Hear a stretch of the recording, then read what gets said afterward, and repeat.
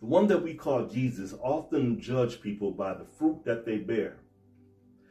Jesus believed in gathering in the name of peace. He had his disciples. Jesus believed in standing up in the name of peace for people. He would do his march in peace, and he would spread the word of love. Jesus believed in self-discipline, and he would work on this by fasting. Jesus believed in meditation and prayer so they can get closer to this thing that man calls God. Jesus believed in having mercy for his fellow man. And it even came a time when Jesus and his disciples said that, you know what, Jesus, I believe that we should police with their swords. We should police other spiritual systems. And Jesus was like, no. I want nothing to do with that. We shall have nothing to do with that. Anyone who is not working against you, they are with you. They're not your enemies. But in today's world, we have people who see these monks walking in the name of peace and walking to help prevent violence in the world that we live in today here in America. And many of those monks, they walked across that bridge in Selma. They walked the same path as our ancestors. They knew what they were doing. They're trying to resurrect the power of peace and love and honor and respect. And who would be against that? No one in their right mind would be against that. The only person who would be against that is someone who does not walk that walk. Now ask yourself, those who hide, those demons that hide behind the Christian community, because I cannot speak against any spiritual system. I am not allowed to do that. It just is what it is. But I can speak of individuals that hide behind religious systems who are demons of division. Many of the demons of divisions will say things like, well, if you don't accept Jesus Christ as your Lord and Savior, there will be no salvation for you. And that is simply not a truth.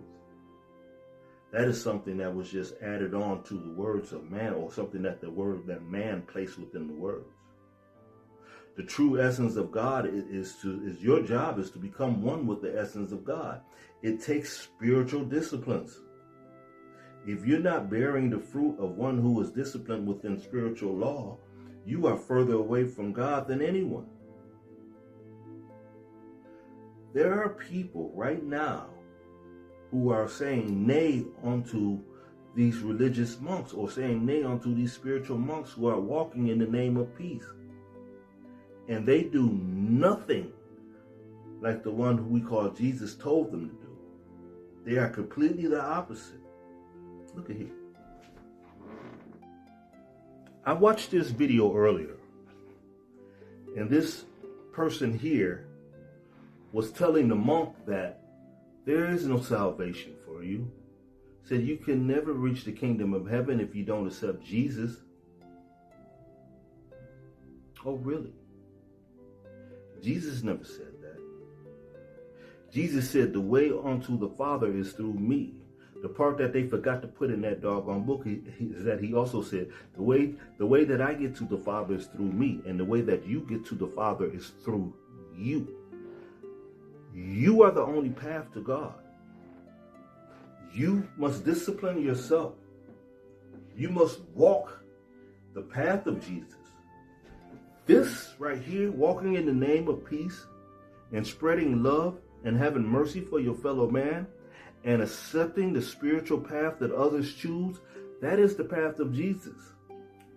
This right here, speaking against this is the path of a demon of separation, a demon of division. And he won't know. Or maybe he does. Because in some cases, these demons know what they're doing. But in some cases, these are people who have just been spiritually abused and being pimped by outside forces and going by a script that was given on to them. So the question I ask, who is closer to Jesus? Would it be the Christian the one who claims himself to be close to Jesus? Or would it be the monk, the one who actually walks the walk of the one that we call Jesus? You answer that. I'm out.